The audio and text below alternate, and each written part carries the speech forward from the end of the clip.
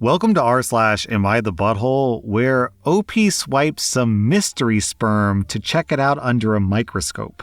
Am I the butthole for making a microscope slide of my husband's sperm? I think this is stupid, but my husband is annoyed with me, so whatever. This morning I went to take a shower, and I saw that my husband had not so gracefully released his seed on our glass shower door and didn't clean it up. I went to him and asked him that he clean it up in the future, and maybe consider not doing that in our shared shower if he wasn't going to clean himself well afterwards. I don't want my shower to be filled with crusty old jizz. He argued with me that it was just shampoo and that I'm being crazy, basically. The fact that he kept insisting it was shampoo when I knew that it wasn't annoyed me. So I grabbed a Q-tip and a microscope sliding glass covering and made a wet-mounted slide. If you're wondering why I have those things on hand, it's because I took a microbiology course in college years back and I kept all the stuff. I viewed the slide and I showed it to him. It was obviously sperm. We had a big fight and he got mad at me and said that I can never let anything go. And I said that we wouldn't be in that position if he just cleaned up after himself. And I told him to stop insisting that I'm wrong when I know that I'm right. We have disagreements all the time where he tells me that I'm wrong when I know that I'm right, and he gets so angry when I prove that I'm right. Like when he insists our dog's vet is open on Sundays when I know that it's closed on Sundays. Also, for context, I work as a private investigator. Me wanting to know what's true and what isn't is just in my nature. He knew this before he married me. Also, in an edit, OP says, "Yeah, I know that I'm psycho." No, my husband isn't some poor, sexually repressed man taking his anger out on the shower door. I literally do him like every day. The fact that I'm crazy means that I'm great in bed. No, I don't know why he doesn't just say, "Sorry for doing that. I'll go clean up my swimmers." No, we aren't getting a divorce. Say what you want. I have fun in my marriage and my life. So I'm off to go fingerprint my box of fruit snacks to see if he ate any. Also, the top comment is, "I can't believe someone jizzed in the shampoo bottle at the factory." OP, I'm on your side. You get 0 out of 5 buttholes. Your husband gets 1 out of 5 buttholes. Am I the butthole for breaking up with my ex-boyfriend because he tried to tamper with my birth control? I'm a 23-year-old woman, and I broke up with my boyfriend of almost 2 years, Todd, who's 26 2 days ago. I broke up with him because he messed with my birth control. I told Todd that I intended to be child-free until I obtain my PhD and get a position with tenure at a university. I told him that I was on birth control and had no intention of getting off of it, and that it would be better if we doubled up with condoms. He said okay. 2 days ago, we were chilling in my apartment, and I told him I was going to take a bath and listen to one of my audiobooks. I heard the microwave go off, and I thought that Todd was making mac and cheese or something.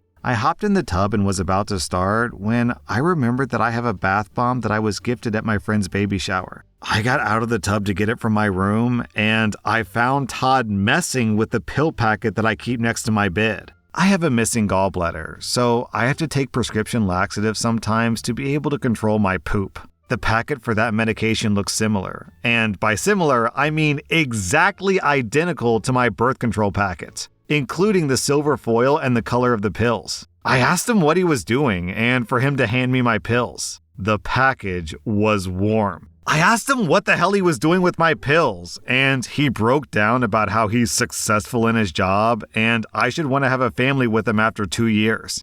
I told him to get out of my apartment, and before I slammed the door on him, I let him know that I had an arm implant birth control and that he microwaved my laxatives. I blocked his number, and he's been contacting me through my university email and is refusing to take no for an answer when he apologizes. His mom's been texting me, as well as some of his friends and sisters, telling me that I'm juvenile for breaking up with him when I knew that he wouldn't have been successful in tampering with my birth control because I wasn't on the pill anyways. I feel so angry and violated, but they're right that nothing would have happened, and I'm starting to think that I overreacted. Am I the butthole? OP, I'm coming up on my 14th anniversary with my wife, so we have a very long, very happy relationship. And from my perspective, the single most important part of a healthy relationship is trust. It is the first stone that you and your partner place down that the rest of your castle is built upon. If you take that one block away, the rest of the castle crumbles. So after a violation of trust like this, the intentional deception and manipulation, there's just no possible way of coming back from that. No way of rebuilding the trust. Also worth mentioning, I didn't know this, but down in the comments, people are pointing out that tampering with someone else's medication is a felony. So OP could also file a police report. OP, you get 0 out of 5 buttholes. I'm giving your boyfriend 3 out of 5 buttholes. Am I the butthole since my ex left me the majority of his estate, amounting to $700,000? His parents demand that I leave it to his wife and child. My ex and I were together for almost 20 years. We never got married because it never felt necessary and we were child-free. I had problems with birth control, so he chose vasectomy. I found out that he cheated on me 3 years ago and I left him. He got together with his affair partner. 6 months later, I heard that they were married.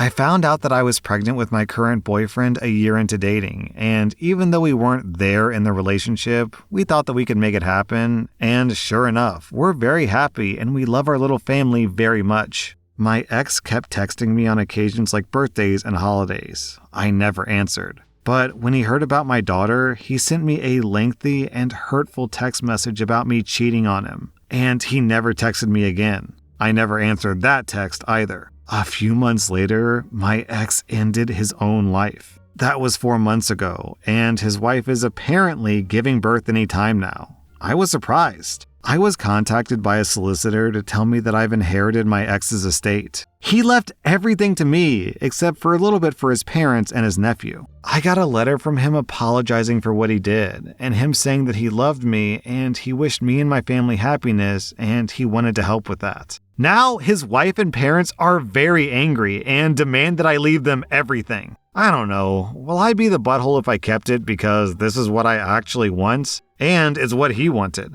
So personally, I consider anything related to wills and last wishes to be very cut and dry. He left you the money, so the money is yours. It's entirely up to you what you want to do with it. And now that that money is yours, it's entirely up to you what you want to do with it. Am I the butthole if I don't help a relative because they wasted their money buying a house for $2.8 million? I'm a 40-year-old guy in a blended family. I also have a 34-year-old cousin on my step-parents' side who used to be close to me. However, due to him moving abroad and conflicts over an inheritance, we no longer talk these days. Recently, I've been receiving calls from various local and overseas relatives asking for financial help for that cousin. He's defaulted on his house payments and is more than 6 months behind on his mortgage and his loan repayments because his wife, who's native Chinese, convinced him to buy a house in Shanghai. By the way, he's an American-born Chinese. My cousin had a good job in what should have been a stable company, but then he caught COVID, which really messed him up, and he hasn't fully recovered. Apparently, it seems that he got laid off 8 months ago. When we were talking, he told me that he was going to buy this ludicrously expensive 2.8 million RMB house, which comes out to about 400,000 USD, which was basically just a concrete box. I told him he was insane and that he would regret it for many reasons, but particularly because he would never actually own the place due to Chinese laws. Now, 4 years later, he still owes nearly 2 million RMB on his mortgage since payments have only been covering the interest, and an additional 1 million RMB in loans for the decorations used to make that naked concrete box a place that you live in. I'm a teacher in the US, and I don't earn enough money to own my own house. So how am I supposed to give someone else money to pay off theirs when I warned them this would come back to bite them hard? In the Chinese real estate market, you're always just one bad day or one con man away from losing 3 generations of savings. This house was so expensive for him that it took up 70% of his monthly income just to pay the interest of the mortgage. Now, I'm being harassed for his stupidity to help him out of this hole because I let on that I had a decent savings account. It's not house money, but I want to buy a new car, something nice for once, and not just new to me. Even my biological family is giving me grief about this, but I don't want to help. Will I be the butthole if I don't help them? Yo, spending 70% of your monthly income on just interest is suicidally moronic. That's not just drowning, that's caught in a whirlpool that's gonna suck you to the bottom of the Mariana Trench. Even if you did give him money, he would just be stuck in the exact same situation almost immediately because he can't afford this. Also, interesting fact about the Chinese real estate market. In America, when you buy a house, everything's already in it. The fridge, the cabinets, the toilet, all that stuff is waiting for you. But in China, new construction is just bare. It's completely empty. You have to add the flooring, the plumbing, the electricity, the toilets, the sink, the refrigerator, everything. So when OP said that this guy had to spend an extra 1 million RMB in loans just to make the house livable, yeah, checks out. Am I the butthole for telling my parents that they have to sell my vehicle back to me? My parents love all their kids. They just have a soft spot for my somewhat useless brother. He just can't win. He's almost 30 and has never had a steady job. Just a series of bad jobs, wearing a name tag and a hat. Whenever I buy myself a new car, I give my old one to my parents. I could trade them in, but I can afford to help my parents out. My cars are usually 6 years old and maybe have 30,000 miles on them. I rarely drive. The last car I gave them was a Jeep Patriot. It was loaded. I could have traded it in for $9,000. Instead, I sold it to my dad for $1. He had it for 6 months before he gave it to my brother. My brother sold it for $12,000. I could have done that. The whole reason why I was doing this was so my parents could have a good car with no maintenance issues. I just got a new Bronco, so I talked to my parents. I said that the only way that I would give them my old car was if we had a contract stating that if they sold it in the next 5 years, they had to sell it back to me for $1. They said that I was treating them like children and that once it was their truck, they could do whatever they wanted. I was like, okay, and sold my truck privately for $27,000. I used part of that $27K to purchase my new Bronco. My dad saw my new vehicle and asked when I was going to drop off the truck. I told him I sold it. Him and my mom are upset because they're now driving a 12-year-old Kia shitbox. That's not really my problem.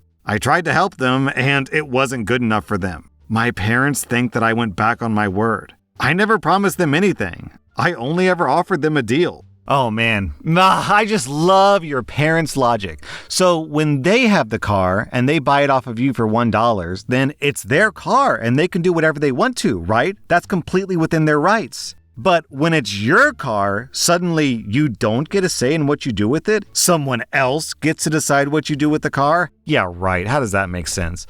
OP, you get 0 out of 5 buttholes. I'm giving your parents 2.5 out of 5 buttholes. I'm not going to give your brother a score because it's not clear from the story if he knows that he was effectively stealing from you when he sold that car. Am I the butthole for laughing in my cousin's face when she tried to stage an intervention for my drug use? I'm a 27-year-old guy, and I have a condition which causes me to overproduce earwax. I don't tell people about it because I was bullied for it growing up. Only my wife and parents know. Every other day, I have to put medication in each ear, let it sit, then flush it out with a rubber-tip syringe. This prevents ear infections, vertigo, permanent hearing loss, and worsening of my tinnitus. I've had to deal with all of these things to some extent, so I stay on top of my eardrop regimen. If my alarm goes off when I'm with others, I go to the bathroom for 20 minutes and take care of it. If I don't follow my schedule, I forget, so I can't put it off. 2 weeks ago, my mom hosted a family dinner. My cousin Kara, who's 37, saw me waltz off to the bathroom to do my thing, syringe in hand, and asked what I was doing. I said that it was just a minor medical thing. She kept pushing, but I didn't want to say anything because she gossips. I told her it's personal and scooted past. When I left, she was standing in the hallway. She asked what took so long and why the toilet didn't flush. I said none of her business. She said that she didn't mean to offend. Last weekend, my friend called me to invite me out to lunch with some buddies. He said to meet up at his house so that we wouldn't have to drive separately. I arrive at his house to find Kara and my friends sitting solemnly on the couch. Kara said they were here to talk about my problem and that they just wanted to help. I said, there is no problem. Suddenly, it clicked in my head what this was all about. I couldn't help but laugh a little bit out of shock. She asked what was so funny, and I said, first of all, why didn't you talk to my wife or my parents? She said that she didn't want to involve my enablers, which just made me laugh harder. She looked annoyed and said that she was done trying to help. I said, that's fine by me, and she stormed out. I explained the situation to my friends. They knew that I had some kind of condition, but never pressed me on it. I guess when Kara approached them, they thought that I was lying. Obviously, I would rather my friends know the truth about me than worry about me being an addict when I'm not. I thank them for their support anyways. Kara had apparently reached out to all my friends through my social media. Me and my friends had a good hearty laugh out of it, which Kara must have heard because she was, of course, eavesdropping. She burst back in and told me to tell them the truth, to which I said that I did. My friend then kicked her out. Me and my friends went for lunch, and I thought that was that. My mom called me yesterday and told me that she had talked to Kara about the whole thing and explained. She said that Kara was very upset with me and essentially called me a butthole for not explaining, and then laughing in her face and embarrassing her. I said that I was embarrassed and that Kara had no right to my info. I think that she shouldn't go around snooping and making assumptions. My mom still thinks that I should apologize. Opie, this is a super weird and dumb situation. If I saw someone go into the bathroom with a syringe, my first thought would be that it's just diabetes and they need to take their insulin. Not heroin, especially considering you had an alarm set like, oh, look at that, it's 7 p.m., time for me to take my heroin. Opie, your cousin is mega dumb. I guess I could kinda give her some points because she's coming from a place of concern, but I don't think she really is coming from a place of concern. I just think she wants to gossip and stick her nose in your business. OP, you get 0 out of 5 buttholes. I'm giving Kara 2 out of 5 buttholes. That was r/Am I the Butthole, and if you like this content, check out my podcast where I publish the exact same episodes. Also, hit that subscribe button because I put out new Reddit videos every single day.